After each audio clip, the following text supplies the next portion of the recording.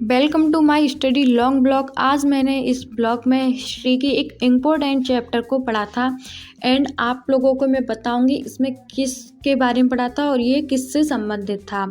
तो सबसे पहले मैं आपको इस चैप्टर का नाम बताती हूँ जो कि है क्षेत्रीय संस्कृतियों का निर्माण।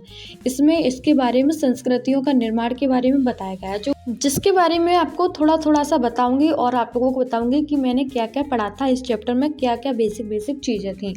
तो सबसे किसी व्यक्ति को हम कैसे परिभाषित करते हैं, मतलब कि किसी व्यक्ति को हम कैसे पहचानते हैं, या किस राज्य का है, किस क्षेत्र का है, कहाँ का, ये कहाँ से बिलोंग करता है। तो उसके लिए सबसे सरल जो तरीका है वो है उसकी बोलचाल, यानी कि जब हम किसी को बोल सकते हैं तमिल की भाषा बोलते हुए देखते हैं तो हम बोलते हैं, या फिर उड़ीसा की भाषा बोलते हुए देखते हैं तो हम कहते हैं कि ये तमिलनाडु से बिलोंग करता होगा या ये उड़ीसा से बिलोंग करता होगा। तो हम किसी व्यक्ति को किसी की भाषा से, किसी की लैंग्वेज से पहचान लेते हैं, उसको परिभाषित करते हैं कि वहाँ उस राज्य का है, वहाँ से बिलोंग करता है।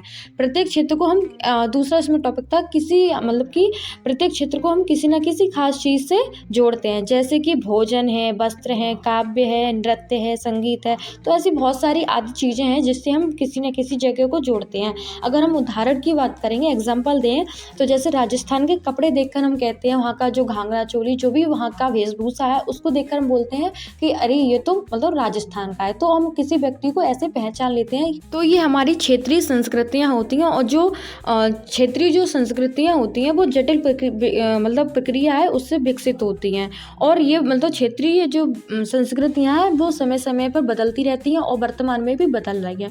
तो इससे बहुत सारे बदलाव भी आते हैं, जैसे कि मतलब कि जहाँ पर लोग रह रहे हैं वो वहाँ के जो और भी वर्ग है या फिर जो लोग रह रहे हैं, जैसे कि हमारे यहाँ पर मोमडन वगैरह होते हैं, तो उसी जगह से जुड़ जाते हैं। वहाँ का जो कल्चर होता है उसी की उनके अंदर थोड़े बहुत गुण आ जाते हैं, तो ये उनसे बदलाव आते हैं।